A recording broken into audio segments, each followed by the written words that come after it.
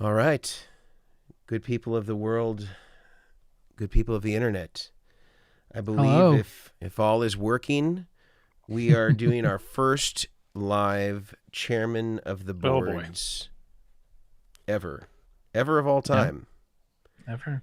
And you are here and we are glad to be here. Firstly, I want to say thanks to all of the subscribers here. We appreciate it. We appreciate all of our listeners in Bangladesh. All we know is that we are the number one music podcast in Bangladesh, I think likely due to IP reroutes. We want to thank all those people, though, just in case that's not true. And also just want to remind people as a bit of housekeeping, we have a great Facebook page of people that are entrenched. They are steeped in all the things that we talk about. And if you're interested in learning more about building your own pedal board or just gear tips that are vetted and high quality, we have a lot of great people there. I think we're almost to 1,000, or maybe we're over 1,000 in the Chairman of the Board's Close. Facebook page. So join up there. It's free if you want to do that. And we also welcome you to join us in the comments because now, because we are live, we can engage with you throughout the conversation, and you can give us your feedback as to how you think things are going, or whether you think there's something that we need to say more on a certain topic, or you can criticize us. All of those things are acceptable. Um, so with that said, we're going to be diving into this conversation about the Boss PX1. And there's been a lot of chatter about this particular product, namely that it's a subscription form of a multi-effect. And we haven't really seen this in the pedal world as of yet. Typically, when you buy most of the modeling devices that most of us know about, let's say like the HX Stomp or the Strymon gear, or whatever it may be, or Tone X, another great Yeah. example. Once you own the product, any of the infrastructure that is built around it, or any of the programming or impulse responses or models that they create are free. Now, there are some variables to that in that, like, people will create their own impulse responses and or captures, and then they can sell them. But as far as things that are natively created from line 6 in this example, once you own the product, you own everything that sort of comes out in that ecosystem. Yeah. And where this new Boss product that I think is really interesting to talk about is different than that, is that they give you some of the presets for free, but if you want it to become more enriched, you have to pay for that privilege. And I guess the closest that we've ever seen to that would have been the upgradable Eventide H9s, where you sort of had like a base model that you could buy, but if you wanted the max, you either had to buy the max or you had to upgrade one of the regular versions to go to the max if you wanted to have all Yeah. of those algorithms. That was sort of the closest that we've seen, but it wasn't like if you bought the max, they were going to continue to add things that you didn't have access to. It's kind of like you paid it once and then that was it. And it seems like a lot of the YouTube folks that have commented on this, including, Rhett Shull and KDH, I think that their concern is that this is the start of sort of an erosion, a slow erosion of these types of modeling effects moving to subscription models, pending that the Boss product is successful. This is going to signal to other brands that this is a workable way to sort of sell your product. And so I'm curious, just as a start, Brian and Grant, you can decide amongst the two of you Yeah. who wants to go first, but what are your sort of initial thoughts here on what this means, sort of the knock-on effects of having something that is a subscription-based pedal that you don't truly ever own, even though you bought it? I think I think it's the whole subscription based idea. I'm not a fan of it because it's kind of like that Kemper profiler, the little Kemper pedal that Kemper came out with. It was the same thing. It's like they came out with it, and then eventually they announced that you could upgrade it, and there was these different packages and stuff, and I think personally it ticked a lot of people off to go like, wait, you've been able to do this whole time, like you're able to upgrade it. Where the Boss one, it being in the small form fact is really cool because you can do different stuff. I think the subscription one, it only works is if you've purchased a subscription or whatever, or the thing, and you've put those songs, and the pedal is linked to like a profile. So if you turn around and sold that pedal to someone else, you could say, hey, here's the profile for the pedal. Here's all the additional sounds I purchased. I purchased $100 extra worth of pedals. I don't know how many, or I think it comes to 8 right now. I have one on the way. They sold out the whole first run. So I have one on the way. So I'm eager to get it. But like I was talking to the rep about it, and for what you have loaded on it, and then the additional ones you can add, like even if you buy 5 of them at what, $10 a piece, as long as you can keep them and sell it with the pedal, I think that's the only way it makes sense. I think if you have I think if you buy it and you sell it and you lose that $50, I think it's kind of a waste. That kind of, like, for me, I would not be as big of a fan of it then.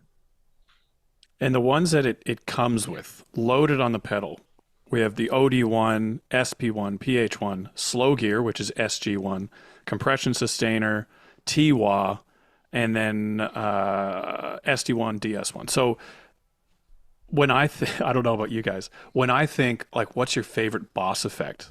It's delay and chorus. Like those are the ones that I think if I could pick a Boss effect for me personally, I'm like, a Boss delay is ubiquitous with just this guitar sound I have in my head. And then we're going into Boss chorus, like a CE2 or a Dimension C, like these sounds that they have. So those don't come loaded on the pedal. My understanding is you get the 8 loaded on the pedal. So out of the box, you have those 8 I just listed.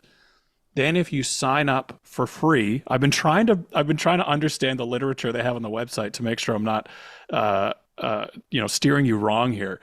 But if you sign up for a free account, then you get 8 more effects. And at that point, you get the CE2, you get the flanger, the PN2, which is tremolo, octave, pitch shifting delay, VB2, that's a great one. DD2 is a great one. And then we get a DF2. I've never even heard of that one, which is feedback and distortion, which I need a whole lot of feedback for the music I play, being a little bit cheeky. So like those are the ones you get for free, 16 units for free. And then from what I'm seeing on videos and things written down, in January 2026, they're coming out with new additions from their previous lineup. And at that point, you can start with the privilege of getting to pay more for extra effects. And so for me, I don't absolutely hate this, in the sense that I understand what they're doing. And I think we have the privilege of coming from a generation where we remember a time before subscriptions. Whereas if you talk to someone that is currently 20 years old, subscriptions is just how things are done. That's a way of life. I personally, subscriptions drive me nuts because it's a recurring expense that I know I'm going to have to pay in perpetuity until I'm done with that subscription. And as we all know, people spend hundreds, if not thousands of dollars, sometimes a month on subscriptions. I look at this all the time for Goodwood alone, like just for my business. It's regularly over $1,000 a month just in subscriptions. And I look at them like, do I need this? And most of the time it's no. That's $1,000 a month for a small business, 12 grand a year. I'm spending on recurring costs that 20 years ago, I would have paid $500 for, and I would have been done with it, like for one of these subscriptions.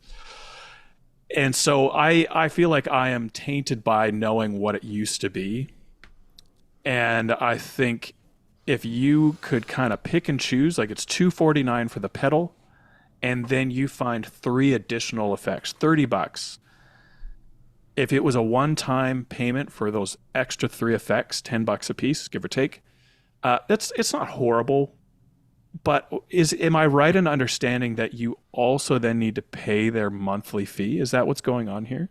Like that's what is not clear in the literature to me, is if I have to get the Boss Cloud, that's the thing or the Roland Cloud, whatever they're calling it. I'm not sure where that kind of lands in this whole thing, or if that's optional. and you can just pay for an individual effect. If you know in the comments, please pop it there. But I think I am just averse to recurring charges on a piece of hardware. I'm used to it being a piece of hardware as a guitar pedal. I'm not used to paying another monthly fee for something on my pedal board, and I get a little grossed out by that if that's actually the case. Yeah, I feel like if it is a month, like I signed up for the account because I was messing with the app and trying to like look at it. It didn't prompt me to buy anything. It just showed me the effects. My understanding is if you are, you subscribed to it and you paid the $9.99 that it costs for that effect or whatever. I'm just saying when the Dimension C, if they drop that onto it, absolutely. Like I 100% do that. But like I don't expect to pay the $9.99 and then have a monthly $1 or $2 fee or something that I have to pay every month. If that's the case, 100% no, absolutely not. Like that's the same exact thing. I definitely do that once a month. Like I look at all my subscriptions and I'm like, oh well, we haven't watched TV on Paramount Plus. We haven't watched it on this. And they're like, and that's like 6 or 7 different subscriptions. Like, oh, it's not hockey season right now. I can turn that off. Like, there's like little things like that. So I definitely think, yeah, if it ends up being, excuse me, if it ends up being like a monthly charge just to have the cloud, to have those effects, I think it would be a killer in a bad way. Like, I don't think it's a killer idea. I think it would literally kill the vibe of the pedal. Even if you have the vibe on the pedal. I'm just saying, I just don't think it's gonna work. I think people will get annoyed because then that just becomes the Netflix of it ends up being like the Netflix of pedals. Like you have to buy a subscription, but then like you can't share your password with people. Like it's the same thing. Like you can't share those sounds with people if you sold it. Like it's yeah, I don't want to speculate. I'm looking through the site right now and it's hard to tell. Someone actually just commented, you don't need a subscription. You need an account to register to add Matt. the additional 8 models for free. And then you disconnect and it's just a pedal. Thank you, Matt. Yeah, that's awesome. See, okay, that gives me more hope. Let's restate Matt's comment though, because otherwise, for those listeners out there, they may not know. Yeah. So Matt, Matt has said that, and thank you, Matt, for the compliment on the podcast. He said you don't need a subscription; you need an account to register to add the additional 8 models for free, and then you can disconnect, and it's just a pedal.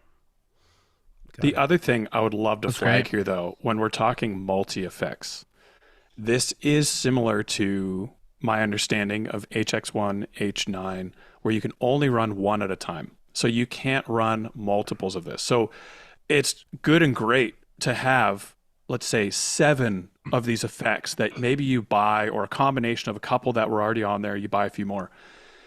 But for me as well, if I buy the Dimension C and a DD5, let's say that comes out in January, I buy the Dimension C and the DD5. I can't use them at the same time, but frequently I need to use a Dimension C and a DD5 in tandem.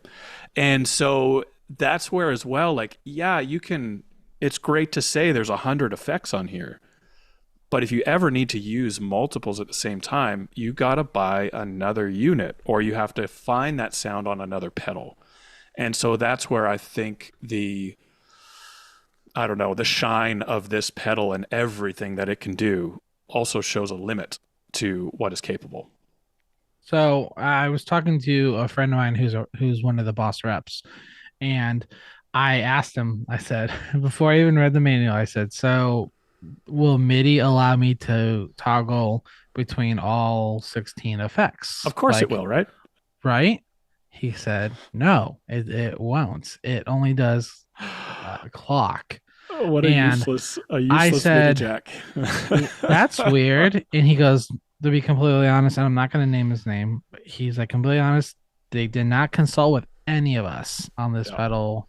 Like, they didn't even say, guys, he goes, I pushed for a certain feature to get added, the control jack. And he goes, and that you can switch between 2 different effects. I don't know if that means control 1 will do the tremolo and you click it again and it will go to a delay. I don't know until I get it in. I could be wrong. It just says control jack 1 2 expression jack TRS type. Like it doesn't say, and maybe there's a video on it. If you have it, let us know. It looks like in the chat here that should we make Matt an honorary chairman? Honestly, look at Matt. Kunkmeister said that you can switch between different effects one at a time. And then Matt mentioned that the UX is a little tricky. The thing with the MIDI jack is they've already, like the MIDI jack is in place. They've put in the hardware for that MIDI jack, which is the hard part. It costs money. It takes up space on the PCB. Is it TRS or is it? It's TRS. Okay. They've connected it to the processor for clock. Everything is there for them to change the software to change between presets. And they released it with MIDI clock only. And for a pedal that had, and I'm sure there's some limitation internally that I am obviously unaware of. Or maybe that's going to be a subscrition thing. It might subscribe to turn the bypass LED if you on or off. own a Tesla, right? Like I don't have a Tesla, but my dad does, and I was like riding in it, and I was like, oh, you got this like fancy car, Dad. Why you have this like remote garage door opener? Like my car that's much more primitive. Has built-in like remote, and he's like, oh yeah, you got to pay for that. And he's like, I'm not going to do that. He's like, so I'm just using my remote. I've got this like however much Tesla costs. And then he's got this like funky old like remote to open his garage. And it's like, that's crazy, right? It's like the same thing here. It's, you can't use your own garage door opener built into the car unless you pay for it. BMW is doing this as well. I read an article where you can pay extra for like the heated seats. And the thing that kills me is that all of the hardware, same with Boss, like all of this stuff and the Kemper profiler, all of this stuff is already in the unit. It's just behind a paywall. It's not like they have to go to any more effort or work or development or R&D. That's all been done. It's just, I want to get a bit more cash out of you before we launch this thing. And so I would be so curious, and I'm sure it still works out in Boss's favor. Like Boss, they aren't idiots. They make great products. They probably know that they're going to frustrate a lot of people by doing this, but they'll still make more money. And I think that's the thing that kind of kills me. It's like the incentive, though. It's sort of like the tenor of that decision. Exactly. It is very like you could chalk it up and say, well, they're a corporation, and don't we expect these sorts of things from corporations to like gouge people? It feels, I would say, as a manufacturer and as a customer of Bosses, I would say, putting on my customer hat, it feels kind of slimy. Like it feels like it doesn't build trust. It feels very undermining and doesn't feel like the type of. It doesn't feel like the type of experience that you want to have as a customer where you feel like you're nickel and dime. Now, a clarification that was put in the chat is that, it's not like you're paying this as a monthly fee. You are paying it as a one-time payment. I think that the question to ask from that, though, is like, do you actually own it from that point forward? Like what Brian had brought up. If you had uploaded your PX1 with one of these additional presets where you could purchase it and put it onto your pedal, is that now on the pedal in perpetuity, and then you can extract value from it down the road if you decided to sell it? Because if the answer to that is no, I think that even it makes it worse.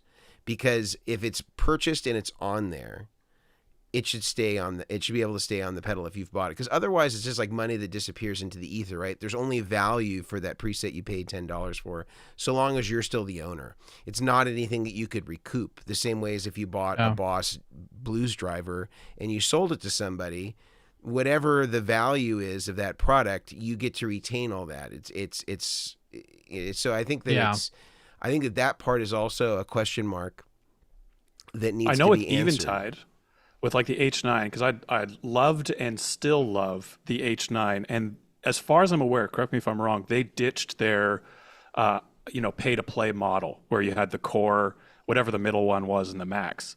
They just then did max. Everything got maxed out, and but when it was still pay to play, if you sold the unit, the whatever upgrades you paid for went with the pedal, and you just have to transfer it over in the accounts on their website, but it didn't disappear. So I'm hoping, like you're saying, that Boss did the same thing, so that it's the pedal grows in value the more that you invest in it, albeit not dollar for dollar, but it actually would, maybe be more enticing to buy a PX1 with 10 additional effects than just an off-the-shelf one that's base model, as it were. So I think, I don't know the answer, but I really do hope that's the case, because on something as polarizing as this pedal is, at least please come across as not robbing the people that have just given you extra money for the piece of hardware. One thing I want to mention, I mean, I was looking at the comments. I saw Matt. He said the actual issue with this pedal is no one is talking about it, which I agree. I've seen a lot of people like post about it, and then everyone commented like, no, not gonna get it, useless, like all those comments. But I am curious about this is horrible user experience to get set up. Like I'm curious, like if like Let's be honest, though. like I don't know. That's like, kind of a Boss thing. Like Boss, if you open so up one of Boss. their manuals, it's written for a technician. Like Boss is not known for the best user experience. At the end of the day, they make great effects and they are well built, but they aren't a neural DSP. Where I was literally just talking to one of my guys on my team yesterday. I told him the first time I profiled an amp from Neural, I challenged myself not to look at the manual, thinking I was going to be there for an hour. I literally got it first try. You couldn't mess it up. Wow. It was so easy. And so you have like Neural for user experience on one side, and then still a great company, but not as much of a focus on user experience. You have Boss on the other. And so that doesn't surprise me, unfortunately, that the user experience isn't easy, makes sense right out of the gate. I think that's kind of goes hand in hand with Boss, in my opinion. Yeah. I mean, I will say, I don't want to like completely dump on it the whole time. It looks like, personally, I think it's a cool idea. I think they're a little late to the game for some of this. Like the HX1, great pedal. Like it's a fantastic pedal. And no additional costs, right? No additional costs. The size of it, it has MIDI in. Like it has all these effects in it. I keep saying it. For me, it's just like an M5, redesigned. Like it has all those same type of features. Where like I think this is a cool idea if you're on, if you want a board, if you like these pedals, especially I love the Dimension C. Ever since we had the podcast where you talked about the Dimension C, I went and I got one and I loved it. It's a great pedal. And I've said it to this day. I was like, if I could have the Dimension C and this Boss tremolo on a board, but like I don't use them all the time. So like to be able to switch between two effects, that would be really cool. So it's promising seeing it, especially because it can be stereo in, stereo out, or anything like that. I'm the same. I think a lot of people like it's the mindset of this would have been a really cool idea like 6 months ago. This is the real question. Would have we gotten this sooner if like tariff stuff was a different issue, if like COVID, like all these things come into play? Like this could have been a thing that we talked about like a couple years ago. I mean, COVID could have screwed them up and delayed this so long ago. But before we continue, I do want to talk about some of our sponsors that make this podcast possible, because we are live. So I do want to mention the guys over at the Guitar Sanctuary. I personally got to work with these guys for 7 years. Yeah, they're a great group of guys. GuitarSanctuary.com. They have guitars, electric, acoustic, bass, ukuleles, pedals. The pedals we're talking about, they carry the Boss stuff. So go check them out. Give them a call. You can give them a call. You can text that phone number. You can shoot them a message on the website. You can email them. They would love to help you out at GuitarSanctuary.com. Or in Adriatica in McKinney. If you're in the area, go visit them in the store. Next are going to be our friends over at Neural DSP with the Quad Cortex, the Nano Cortex, Mantra. If you're listening to the podcast on Apple Podcasts or Spotify, we are editing our podcast audio in Mantra. So it's a super great tool. I have recommended it to so many friends for podcast stuff, for doing speaking something that they need to edit their vocals and stuff, it can do the analysis, and it's just a really cool tool. They have a trial period, so you can get a 14-day free trial period to mess with it. You will not be disappointed. It's a really cool effect plugin, which I've become new to the plugin game, and I've really truly begun to love how that stuff works. Not to mention the quad cortex just had a recent, like within the past couple months, update to allow some more plugins from the desktop to actually work on the quad cortex unit, as well as the nano cortex got a big update, to be completely honest.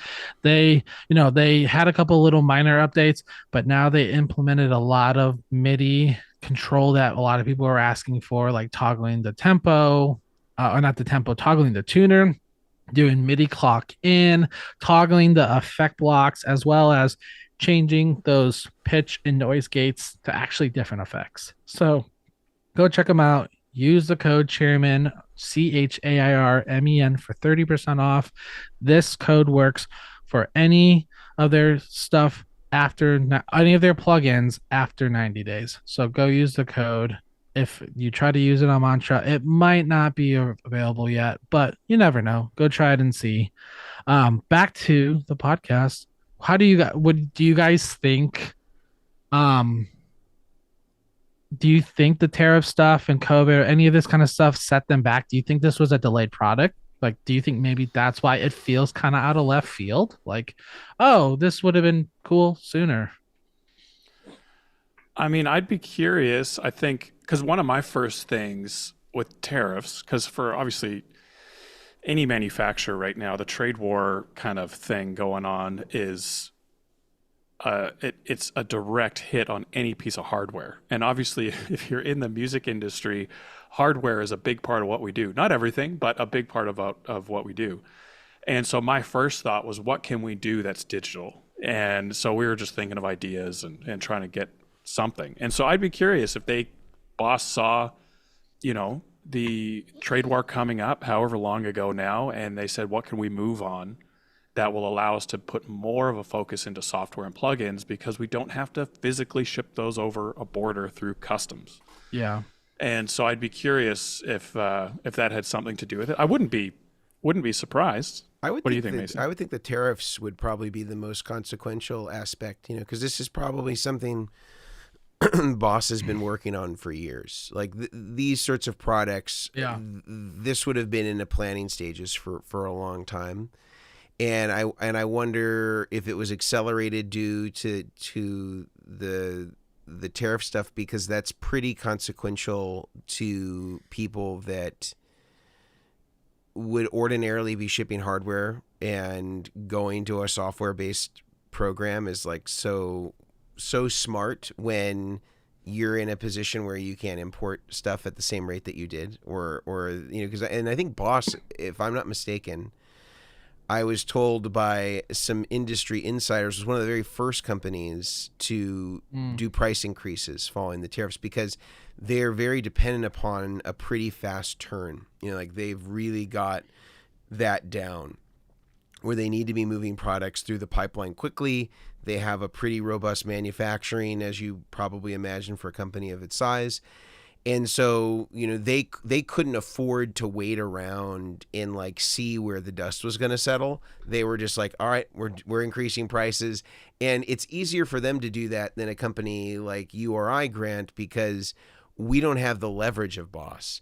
So if a dealer sticks their nose up at us and says, well, we're not going to buy your product if it's 15% more expensive or whatever it is, or we're still sitting on X amount of inventory at this lower price, we're not going to restock at this higher price. We're going to wait until this is out of the market before we buy it. Like Boss has the leverage to basically just like implement their will on whoever it is that they want, because it's a lot more of a consequence to a dealer to not have Boss than to sort of comply with their wishes. And there are some big companies that have the ability to do that, and that's business, and that's the way that it is. This is all speculation, but I would say that, having this product is really great if they're in this particular time. And I think that they also are seeing the writing on the wall. Like people are divesting from hardware and they're going into more software-based products. They want to be ahead of the curve, and I think Boss, in some ways, has been able to maintain their relevance for so long because they've made smart investments in their brand to sort of prepare them for the future. And I think that this is one example of them attempting to do that. I think that there's elements where they tried that and they didn't go that great. You know, like, I don't know how commercially viable it was, but it seemed like their little, like, I forget what they call them. They look like tubes, but they were basically like little like plug-in modules to like try to make their digital amp sound more like a certain person's profile. So they had like a Robin Ford one and Eric Johnson one, and I forget what it was called, but they had gone hard on that. I think that sort of petered out, and then they went to the Katana shortly after that, and that became kind of the flagship amp, so to speak. Yeah. But yeah, I think the thing that is disappointing, again, getting back to sort of the tenor of a decision like that, as far as the customer is concerned, it feels unwelcoming. I think it feels unwelcoming, and I think it feels like we're being leveraged. You know, again, it's like almost like you're leasing this pedal, and I think it's made even worse if you aren't able, again, to take the value that you added to the product by way of the number of plugins you bought or plug outs, and being able to monetize that with who you sell it to. Because I think that that's a part of the ownership of the product. If you invested and you made modifications and bettered it, and in this case adding more available products inside of it, you should be able to take that with you. Now, maybe this is a non-issue because that is true once you do it. I don't know the answer to that. And Gabby B said that the Blues Cube tone capsules, so those are short-lived. That's what I was talking about. I don't think I've ever heard of those. They look like these little, like, they look like little 12AX7s kind of, you know, and they plugged into the amp, and then it sort of took on the character of the preset of the person that they collaborated with. And so it was, I think the idea was cool. It just seemed like they didn't stick with it for very long. Oh, interesting. Yeah, I see them. Matt says we're not cheap. The other comments on the PX1 is that they should have had a reverb available upon launch, a big oversight. And hold to tap isn't available on the main foot switch like other Boss pedals. So it'll be interesting to see how updates, like how much they stick with this thing, because if you think about future updates, it's endless. Like the market will tell you what to put on this thing from the get-go, if there's enough of a uptake from the get-go and they're up for listening. But if that's not the case, then I think this pedal will probably live a short life. Or maybe it's just like they want to get it on the market. You know, there's like, we're going to get it on the market. We're going to let the people be the beta testers. And then we've already got the algorithms. You can bet that they've got algorithms for all this stuff because they've had sort of these sorts of algorithmic reverbs in existence in different Boss products for a long time. So I'm sure that they can adapt anything. I'm just wondering though, like, is there a sub menu? Because you only have 3 knobs on the face, right? So if you had something like a Dimension C, right? And you wanted to select between the different buttons, are you just using like the little encoder to select like which combination of like push buttons are in, or is there something that you can go beyond that to sort of like adjust settings, or do like all of them necessitate 3 knob effects? That's a great question. I mean, I'm gonna just guess. I'm just going to assume. Yes, throw it out there, Brian. I'm just gonna do it. If they're going to do anything, maybe one of the encoders will allow it to toggle between like those 4 modes, and then either one selects it. What if you're a double push mode it? guy? What if you're a 2-mode guy? Because you can. Well, I mean, yeah, maybe you can. Because the Dimension C isn't even listed yet, right? It's not a thing. Just so maybe the CE2. Maybe it'll be an option for you to select 2 of them. My main question is, are these? I would assume these knobs. What's you the can third push knob them, and it's doing like the an CE2? encoder. There's only 2 knobs on a CE2. It's just a vibe, just gives you a good vibe. Maybe suggest songs for you to play. Matt, can sorts you of tell us the encoders? Can you click it? Like, can you push They it are and clickable. select? Okay, so great. Okay, Yep. so I could see that being the case where they have, because when you scroll over, you can see. I keep looking at the photos of it on Sweetwater.com, but like looking at the display, you it's can see mono the though, digital right? display. Is it mono or is it stereo. So It's in stereo. via TRS or is it or insert? They're dedicated TS. jacks. So 2 TS. Okay. Yeah, they're separate on Just the sides, and then of course they put So it's the. gonna be a stereo It's overdrive just like if they do an ODE, all the Boss whatever. pedals. Exactly. I mean, it could be stereo. I mean, Yeah.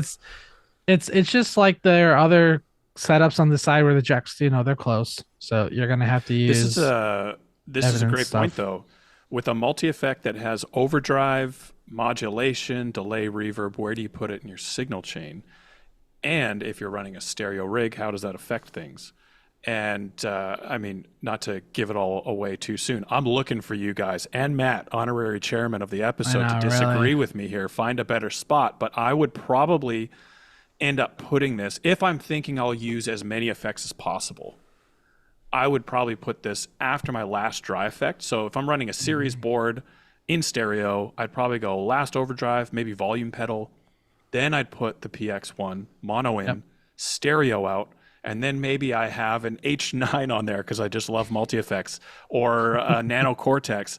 I'd run stereo from there if it was available with my effects, and then I would leave the pedal board. So I'd probably try and situate this somewhere right in the middle of my signal chain. So it would make sense to run overdrives and dry effects, but still makes sense to run delays, reverbs, modulation. And if you've ever done the test, I don't know if you guys have done this or the last time you did it, but running delays and reverbs before, let's say you have an actual Dimension C on your board, a separate pedal, running a delay and reverb before a chorus isn't ideal, but it's not as consequential as some other signal chain choices you would make. So putting something like the PX1 before another hardware piece of modulation, or another hardware-based modulation pedal, isn't the end of the world, in my opinion. But yeah, I think I'll wait to go to my next point because I don't want to get too far ahead. What would you guys say about that? Prove me wrong. Matt's been suspiciously silent here, so I think I'm just going to imagine him being, double thumbs up. What do you think, Brian? I would do the same thing. I would not put it in a spot on the board to where it had to be a stereo effect, like going stereo into a mono thing. It would definitely be, I definitely would do it mono in, stereo out right after, just exactly like you said. I think that's the only place. I'm not saying it's the only place. I think that is the most essential place. It could be the quintessence. There's a line from Walter Mitty, the movie. And another the TC quintessence. pedal, I believe, isn't it? Is it really? I'm Honestly, sure I wouldn't be TC made a surprised. pedal, yeah. Well, I think that would be a really good spot to put it because it allows you to utilize it in multiple ways, especially like I love the TR2. Like that's a great pedal. The CE2, like those are all really tremolo. That's not on there though, right? The TR2, it's just the panning PN1. the panning tremolo, which is cool too. But Maybe it's not the same. Maybe it'll be up. Maybe it'll be on the upgrade. On the thing. I don't know how they January? couldn't put the TR2 in. I don't know. I mean, that was due for a Waza. Let me gets. just say this: if anybody's listening here from Boss, get your act together, please. Why is there not a TR2W? Just thank you. This is the best tremolo. All the Nashville guys use it. Talk to Tom Bukovac. Any of these guys. The Keeley mods were great. You guys are already kind of taking those Keeley mods and putting them into the Waza stuff with the BD2s. It's not the volume control thing. I know they said they solved that problem. You didn't really solve the problem totally. It's still a little, like if you used a lot of depth, you're going to lose some volume. Put the volume control on there. Do the right thing. Put the set as a W. I'll be the first guy out there telling everybody to buy it. It's a great pedal. Not after this episode, you won't. Yeah, you're gonna be banned. You are banned from Boss. I'm out of the will. I love the fact that they did the OC2. I do love the OC2. Yeah. That's the thing. Great for the bass OC2. players as well. Yeah. Well, so like I got the itch to build a board with pedals. not just to have like a fractal. I just was like, you know what? I got a good amount of pedals. I got some Tone X's. I got a Mercury X. I got a bunch of stuff laying around. I was like, I might as well. So I'm throwing together a board. I think where this will come in handy personally is I think it'll be really cool to have the octave and also The have OC2. a vibrato. Okay. So yeah, the OC2 and the VB2 or CE2 or whatever. Mm-hmm. Have those two and set it up with the control switch as like a remote switch on a PVC6 or something and toggle between the two effects. I It's can only also taking up see one spot. I can see you using the slow gear with the Mercury X as well for some pretty good ambient stuff. Oh yeah. So what is okay? What is the slow? It kind slow of gear? takes the attack off of your. In their description on the website, it's more like violin type sound, so it's more okay. of a soft attack and all that. So it makes it sound more like you're using a volume pedal for every note, and to a degree. Oh, interesting. Good for Very ambient cool. stuff. Either way, That'll be. I think if they do an upgrade, if I was assuming the hardware, if it can do, it's just like the Nano Cortex. Like you could do certain things for MIDI. You could do, PC messages and whatnot. But then they eventually upgraded it to do CC messages, tap tempo in, all these things. So I would assume a pedal of this having MIDI clock in, there has to be some kind of thing that they can upgrade because if they allow these, say, 16 slots, then you have 16 PC messages and you can switch between. I think it starts to get really enticing. Like I think for a spot on your board where it is that one, not trick pony, but it's that one pedal that you can pull up at any time, and it's not a huge H9. It is a little, it's smaller than the HX. I just love this Boss size pedal. I've always been a fan. I literally have an RV. I think it's an RV6. No, I don't have the 7. I have an RV6. Yeah, I have like an RV6 sitting in the drawer. I have a T or a 2. Honestly, I don't know what it is. That's too vintage. Too vintage.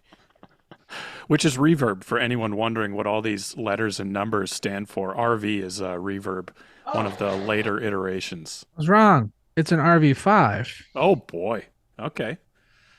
So I got it for a deal and I love it and it's great. And it's just one of those pedals, as like Matt said, they didn't put a reverb in at the start, which is surprising. Reverb could be. Reverb. Yeah. Or reverb. You want to be reverb. more of a aristocrat. We talked about that before. We did. I have one thing that we have not touched on that I think is essential to talk about when we're talking about a pedal like this. Was that a good cliffhanger before I go into an ad? That was great. Right? Yeah, okay. But first, I'm going to tell you about 2 of our sponsors. The first one being BTPA. And I will say, if you need plugs to wire up something like this, something like Boss where the plugs are close together, you need some right angle plugs, you need some cable to hook it up, you want a MIDI 1/8" TRS plug for the tap tempo in because you're a tap tempo nut. You can get all of this stuff at BTPA and then get the patch bay and the loom to send it out to your DAW, your amps, whatever it may be. The guys at BTPA, especially Brad, who we all know and love, will hook you up. They'll make your board better because you've shopped there and dealt with them. I know, Brian, you just posted the other day that you had some like custom heat shrink made from BTPA with your logo on. Like, that looks awesome. If you're listening, Brian just held up a big old fat stack of heat shrink with the Omilion audio logo on it. And so just for this ad episode here, don't get your loom from Brian. Get it from BTPA. Please get it from BTPA. I like looms, but man, they're a pain to make. They're amazing. Yeah. So BTPA.com, or also known as Besttronics. Ask for Brad. And if you like saving money, use the code DACHAIRS, DACHAIRS, and you will save 10% off of your order. I also want to tell you about my vice, my crutch, the thing I should be doing more of, and the people that help us out with this, TrueFire. I spend all of my time thinking about how to wire up rigs, and I don't practice guitar. This is the honest truth. People ask me, so when do you find time to play now that you're not, playing for church anymore or whatever? I don't really, when I need to make a video for Goodwood, I go and I play the same songs over and over again. This is a problem. And if you have a similar problem to me, you need to check out TrueFire. There's 85,000 videos showing you across a huge range of genres from world-renowned artists like Steve Vai, if you've ever heard of him. Little bit of a guitar god, if I do say so. Eric Johnson, Guthrie Trapp. So many of these pros that we look up to, whether you know you're listening to them or not, these are the guys that are teaching you at TrueFire. And the good news is there is a 14-day free trial, and you can access this at truefire.com/chairman. So check it out. There's no strings attached. I knew you'd like that one. And I think you guys are going to really enjoy this. So check it out if you want to level up your guitar game along with your pedal board, which I know you do because you're listening to Chairman of the Boards right now. Check out truefire.com/chairman, and I know you're going to be glad you did. Now to that hook. I got to remember what I was about to talk about because that was such a good. Can we call it a dangler? That was such a good dangler there. So the thing that we haven't brought up yet is we haven't talked about the fact that yes, this pedal it has slots for overdrive. It has slots for chorus delay, eventually reverb, we're all hoping. But the thing that I know I have never been 100% happy when it came to H9, HX1, and then I'm assuming this as well. It's been a bit different for Neural because I can capture my own overdrives. But there is a difference between a representation of an analog effect and the actual analog effect. So just because it can do a DS1, a distortion, doesn't mean that DS1 is going to sound the same on this PX1. I'm aware that I'm throwing so many little acronyms at you here. The plug-out effects that we're talking about today, the digital representation of that DS1 is not going to be a one-for-one replacement.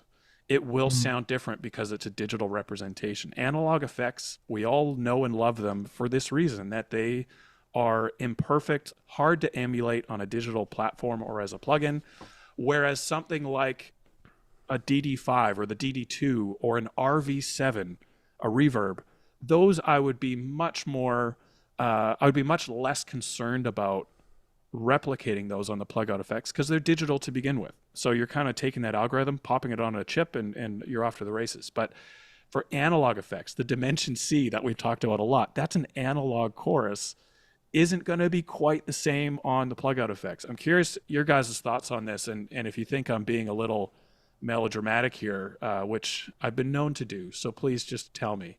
But that's kind of where my head goes with them throwing, especially in the initial release, a lot of these are overdrives, and I'm like, I just don't know if it's going to translate the way that maybe the marketing might have you believe. I could be wrong. What do you guys think? Well, I think Jack here has brought up a point, because I guess that this ecosystem has existed in the synth world, in the Boss synth world for some time, and he said that he said the roll and plug out support for synth world has been a bit hit and miss, sometimes over promise and under deliver.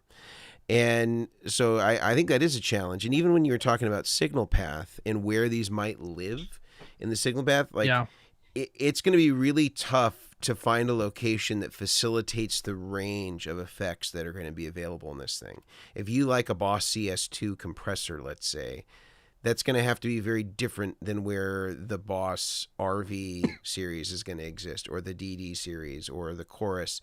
And I think you gave sort of a somewhat pragmatic solution, although I don't really see any way around needing something like a switcher in order to facilitate the location change. And it would have to be a switcher that has the ability to move locations, but also the stereo aspect of it. If you're going and you're switching between effects that have stereo and don't have stereo, even though the unit is equipped with stereo, is that going to be a compromise? You know, some of the switchers like the RJM, if you move a stereo effect to a mono loop, it sends it back to mono.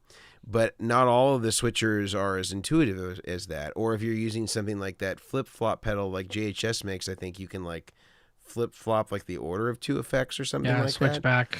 Yeah. So you could use something like that, but you could only use it in mono. So like there are some solutions, and I think that the switchback actually has like a switch to facilitate that you could wire into a switcher to do it remotely, but still you're still in a mono world at that point. So I don't know. It's tricky to kind of have the understanding of how all these effects would be realized and optimized instead of just being like, well, I got this pedal and it does all this stuff, but I'm pretty much only able to do one effect at a time. And like at that point, is it worth it buying that, or is it worth it just like being like, okay, I'm just going to buy a tremolo, I'm going to buy a compressor, and they're like less expensive than this unit, and I have to put them in 2 different places anyway.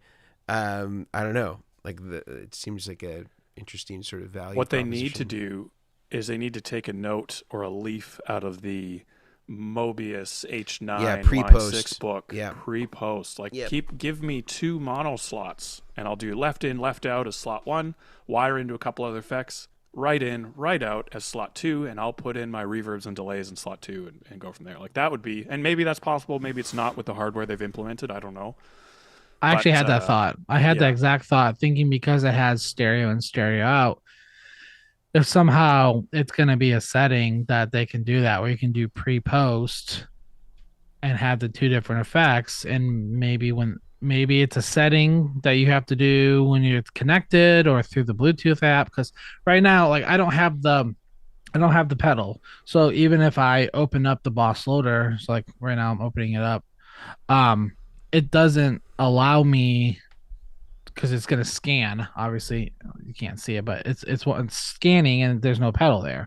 But like, I'm curious, Matt, or anyone that is in the chat that has the pedal, Matt, you're the 4th chairman today. But like, you can see the pedal and stuff, like this is their VB2. I can't go any further. So I'm curious if maybe they eventually... Can you hold that one, or was that a thing that people talked about? Like on the VB2, can you do the hold feature where like you hold it and then it continues to like stay on? I'm not sure, because that's there was some I was starting to read the manual before this. There was some what was it, latching versus momentary modes, which I know is a bit different than what we're talking about right now. Well, it's basically what it was mentioned on some of the effects. I didn't specifically read the VB2 though, so I don't know if that was all much. Like the classic use cases, like in LA, studio stuff. It's like they're like Michael Thompson would like hold it down and swell, and then like I remember that from your video, like do the double, the 2-footer, so he had to make sure he had a really stable, stool or whatever he was using when he was doing it in the studio. That makes me think of like the first thing that comes to mind when you say that is when I was learning to drive, and you got 1 foot on the gas, 1 foot on the brake, and I'll just kind of push with both my feet there, and it feels so awkward to me hearing you say that. But obviously, good thing you didn't learn on stick. About to say, there's a 3rd foot. No. No. I think if they do that, if they end up doing a pre-post setting or something where you can do that, and you could, I don't see it running exactly at the same time. I think I could see it being a pre-post. If you do the remote and it toggles between, it goes pre-post. That would be really cool. I think that would be a really cool option. That would be also very helpful. But that's so. I mean, I know that, stop me if I'm incorrect here, but I think we're getting close to the end of the episode. But I had a question for you guys, taken from one of my favorite podcasts, other than Chairman of the Boards, obviously, Hamish and Andy. For this pedal, would you guys keep it or delete it? Would you say that this has a spot in the market? Although we've talked about some of the flaws, but this could be a good thing. Or do you guys think that this, if you could make the call to just not have this thing around anymore, and why? Like, what are you guys' thoughts on this pedal from a 30,000 foot view?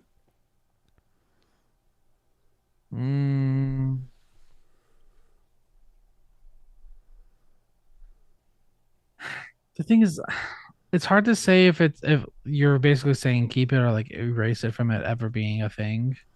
Is that basically? I mean, I feel like I had a bit more of a cheery tone in my voice when I said it, but yeah, ultimately that's kind of where we're at. Yeah. So you're trying to say is you're like, do you should I Thanos this? Like, there you go. Thank you. Okay, thank great. you. Yep. Snap the fingers. right? I would say no, I wouldn't because I think it has a place. I think for someone like me, personally, I think it's a cool idea. I love this size. It's Yep. such a fun little it's such a traditional size. I mean, I have a TU1 or 2 or whatever it is. It beat the heck.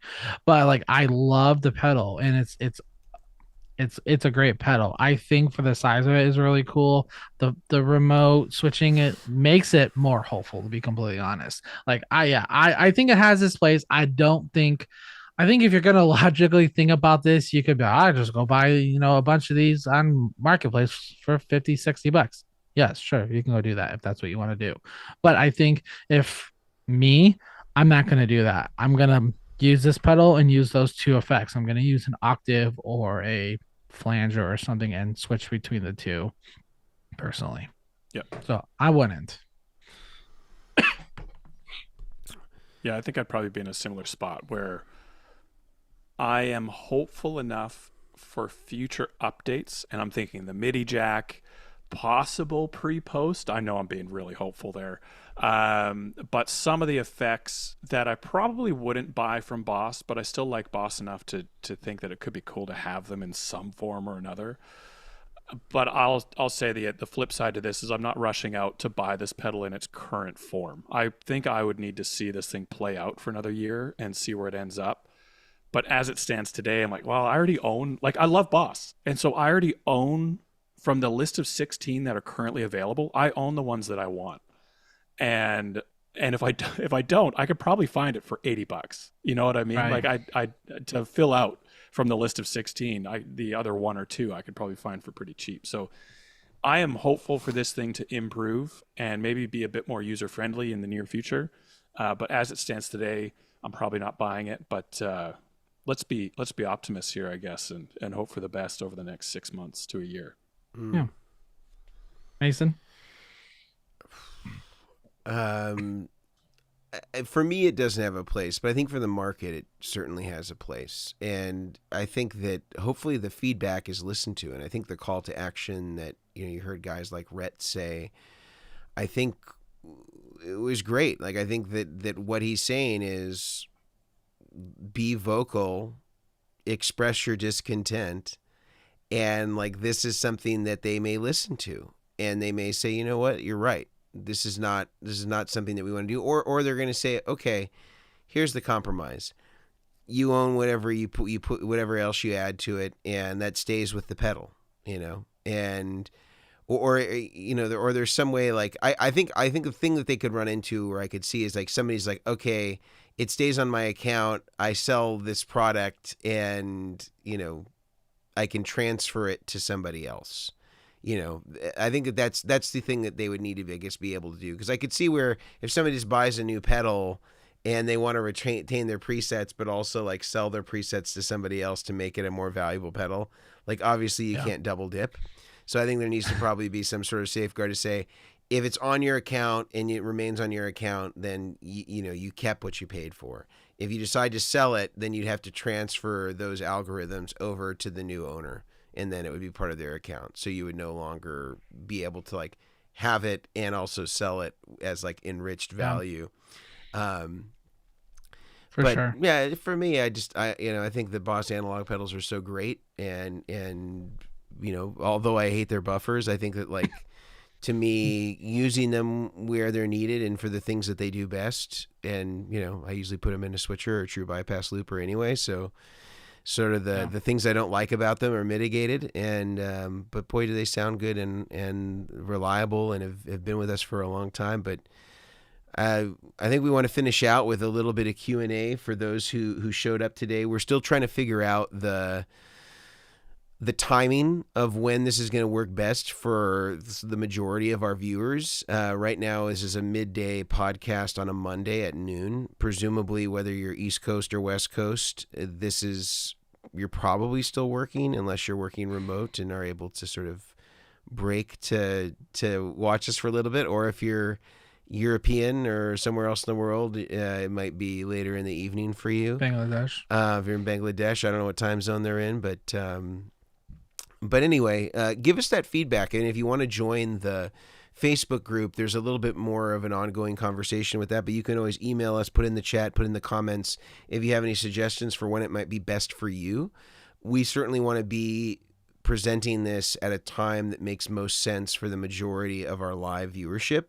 Of course, this will live in perpetuity on the channel as just any episode would be, and will also be posted to the regular podcast outlets as you would ordinarily hear, albeit a few days after we go live with it, because we still need to have time to edit and post and all that stuff. The other cool thing is that we get to have a chance to engage with you guys, so we can, talk with people in real time as we did today. And thanks to Matt and all the other folks that were here. And if you do have some questions, we want to kind of use our remaining time here to answer those. And that could be related to the PX1. It could be related to anything. We're here to help, and we want to say hey. We want to check in. Let's see if we got any here. Mike got one. All right, good. What does he got?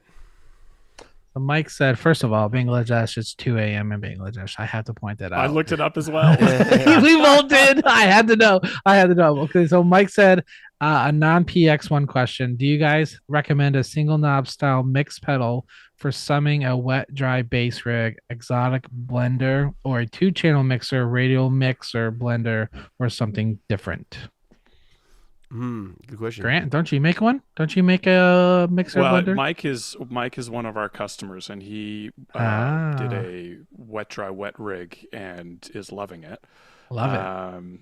At least I'm pretty sure it's the same Mike. If not, Mike, I apologize. But from looking at your handle, so I personally like having multiple knobs. So one for wet, one for dry. The reason being is summing and mixing are two different things, although they are very similar. Mixing, you're usually, in the context of a pedal board, you're usually taking two unrelated signals, so a wet bass and a dry bass, whereas summing, you would take typically the stereo output of a reverb, and then you would sum them together.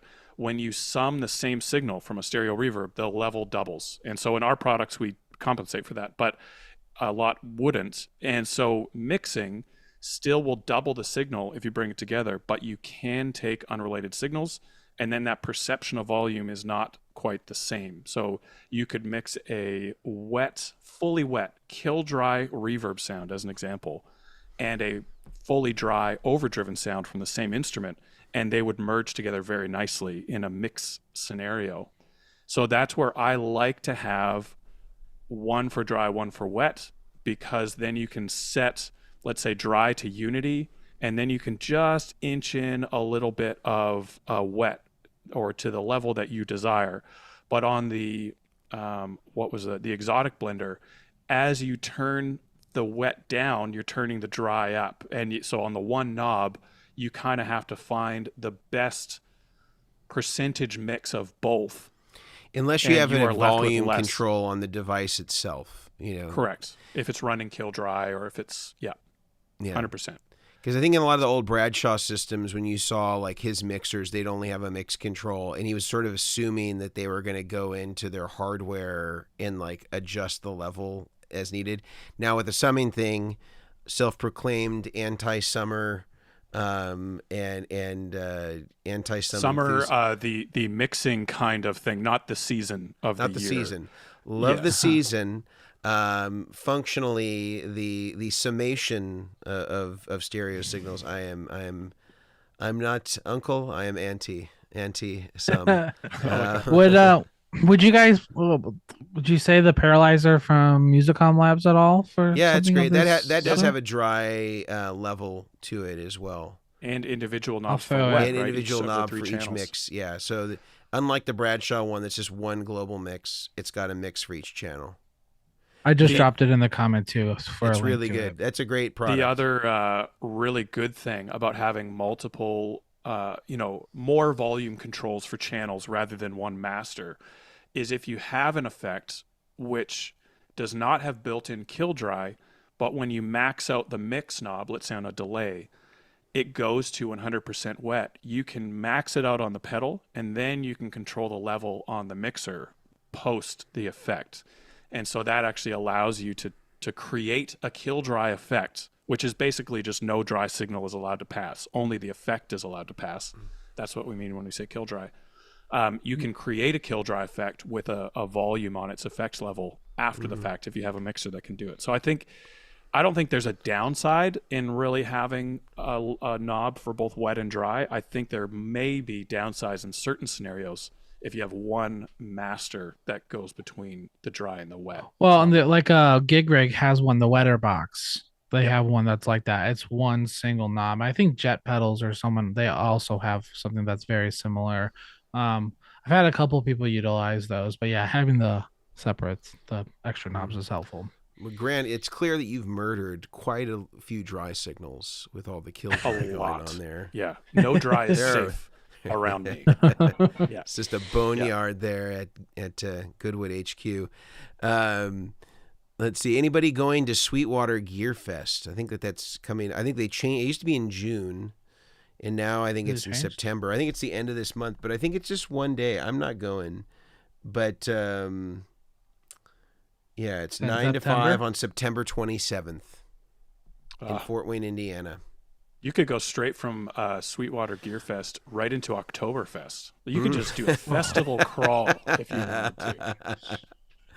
My gosh, that sounds nice. Yeah. That sounds kind of nice. Yeah. Right before our baby gets here. Let's see. Yeah. Okay. Well, the 59 sound. I play tube amps by day and HX Stomp into an interface and monitors by night when the kids are asleep. What is your by night guitar setup if you have to be quiet?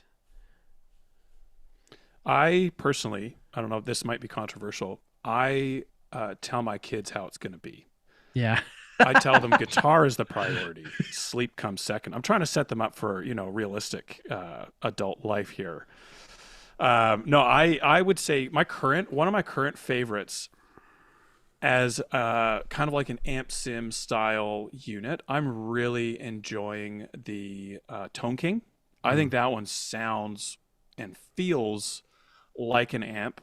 I also really do love the simplicity of something like a Quad Cortex and I was chatting to Chippo yesterday about this, the simplicity of the Quad Cortex where I can capture that same amp that I was using earlier in the day, that same tube amp. I can put it in as a profile and then I can kind of just carry on with that same sound that I was using earlier, or you can, obviously upload any other amp you like. But I love the idea partially as a safeguard of capturing my actual tube amps. Like even behind me right here, there's my elbow. I'll point with my elbow.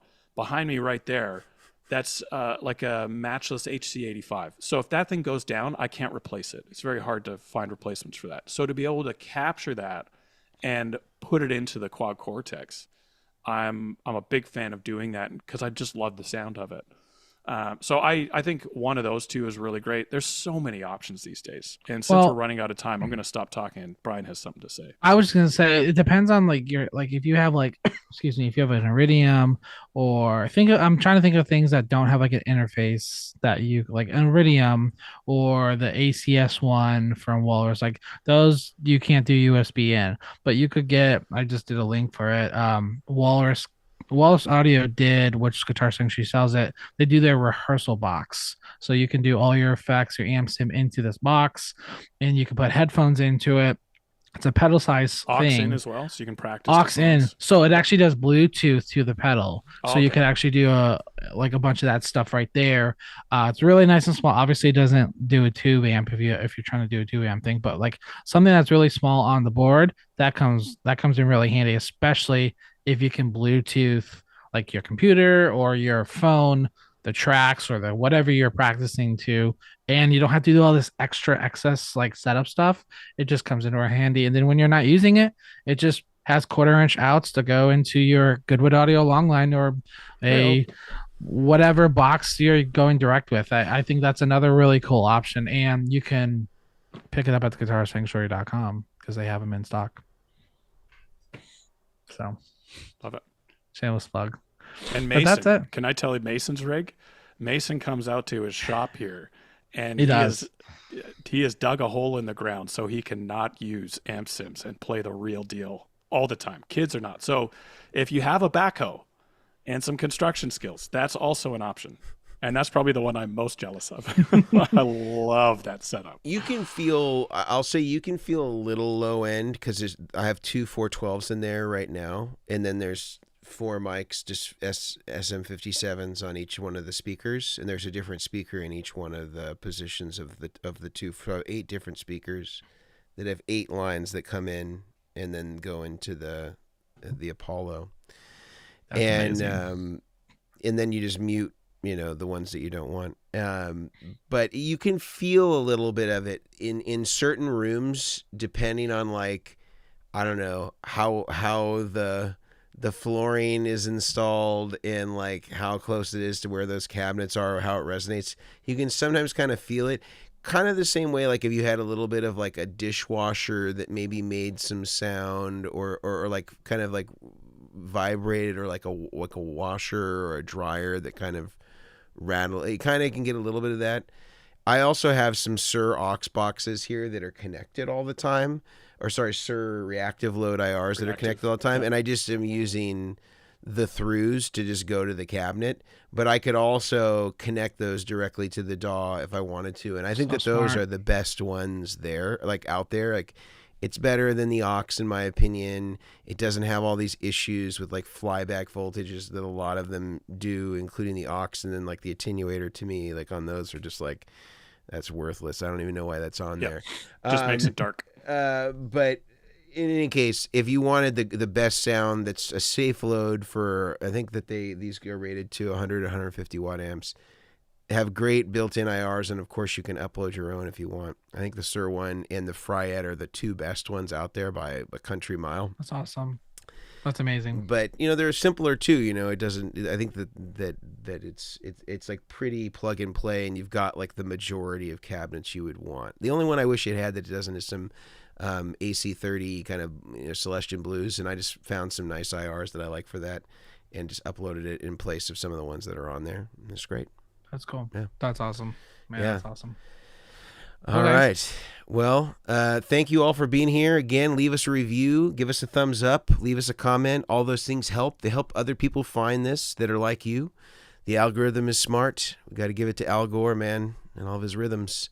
He nailed it. And until next week, we'll see you guys. And it's a pleasure as always. All right. Bye, guys. All right.